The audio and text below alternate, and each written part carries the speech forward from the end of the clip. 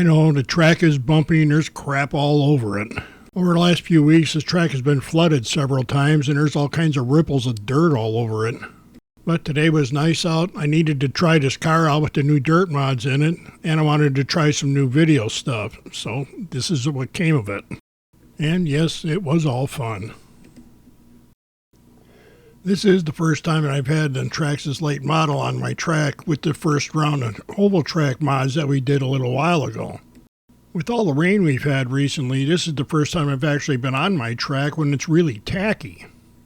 It continues to surprise me at how well the little tires on these cars can get a hold of a dirt track.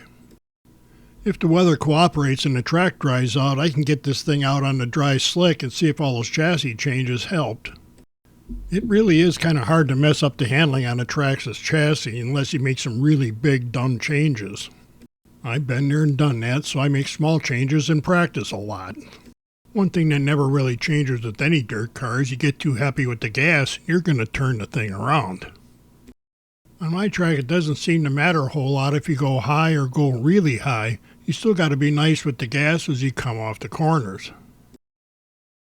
The new gearing has softened the throttle response a little bit, but you still got to be nice coming off of the corners. If you just roll into it and continue to accelerate, you can get a lot more speed going down the straightaway. The new camber setting does seem to be generating more side bite, but you still got to be careful of how hard you poke this thing in and tap the brake, because you can turn it around yet. It's not real fast, but it looks cool when you hang the back end out going around the rest of the turn. I still haven't changed any springs or shock oil, but when you poke this thing into the turn right, hit your marks, and get on the brakes just right, it floats through the turns really nice and stays under control, and it comes off the corner pretty strong.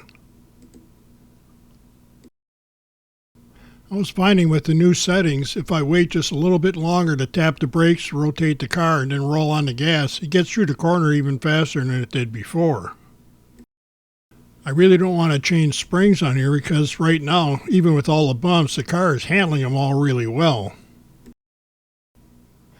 Of course, if you just wait way too long before you turn in, it doesn't matter what you do with the brakes from that point, it's going to be a slow turn.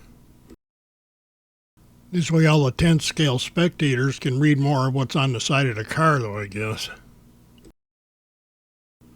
As I got more laps on the car and got a little more comfortable with how it's driving, it's feeling like the new gearing is just about right. When I got through the corners clean and carried some speed off of the corners, the gearing was running out right at the end of the straightaway, right where I want it to. This chassis likes going into the turns hard to take a good set, and there's plenty of speed to do that. For the time being, I'm going to leave the setup on the Traxxas Late Model alone and get a bunch more batteries through it to get more used to it. I also want to get it on the dry slick track that I normally have to see how everything works there. So for the time being, I'm just going to have to tough it out and run a whole bunch of laps on this car. Even with Traxxas cars, I can sometimes find one or two things I don't really like about them. So far with the Traxxas Late Model, the only problem I have with it is it's really hard to drive when it's dark out.